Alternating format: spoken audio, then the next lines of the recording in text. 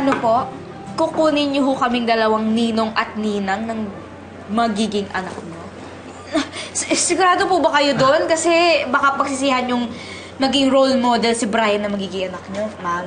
Ano po, ang ibig po sabihin ng baby ko, masyado akong gwapo. Eh, ayaw naman natin in the future yung anak nyo, baka habulin ng mga babae. Masyadong mahirap yun. And, you know, based on experience, di ba? Kaya, ayaw naman natin magmana siya kay Nino.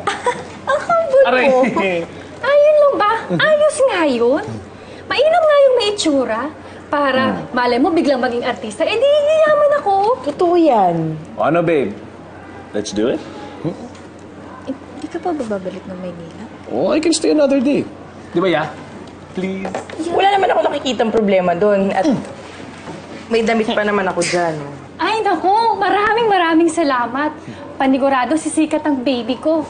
Biruin mo, ninong niya si Brian Ford. Thank you.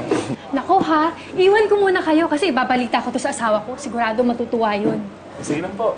So, Ninong, Ninang, asahan ko kayo bukas ha. Oo naman po. Sige, tuloy na. Ingat po kayo. Ingat. Salamat. Thank you. Ate, baka kulang yung ninong at ninang bukas. Wala kaming gagawin ni Yoli. We're free.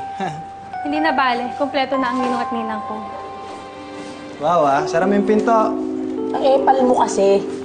Yan mo magandang loob Teka lang, kayong dalawa, pwede ba ayusin niyo naman yung mga arte ninyo?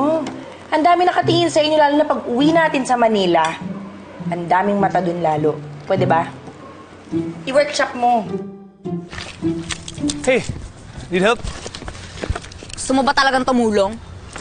Pwede ba? Umuwi ka na lang? Oh, Aru. Teka lang. Bakit mo ba ako gustong umalis? Did I do something wrong? Sige nga, tell me. Teleserye ba to, Brian? Na-amnesia ka?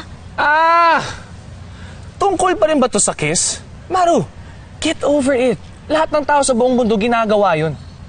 Well, maybe except for you. Dahil, manang ka kasi. Manang?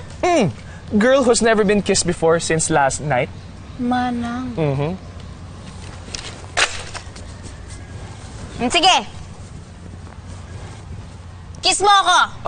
Sige! Kikiss kita. Go ahead. Okay, I will. Walang... Dali. Okay lang. Tugol. Wait! Wala pa ako sa mood eh.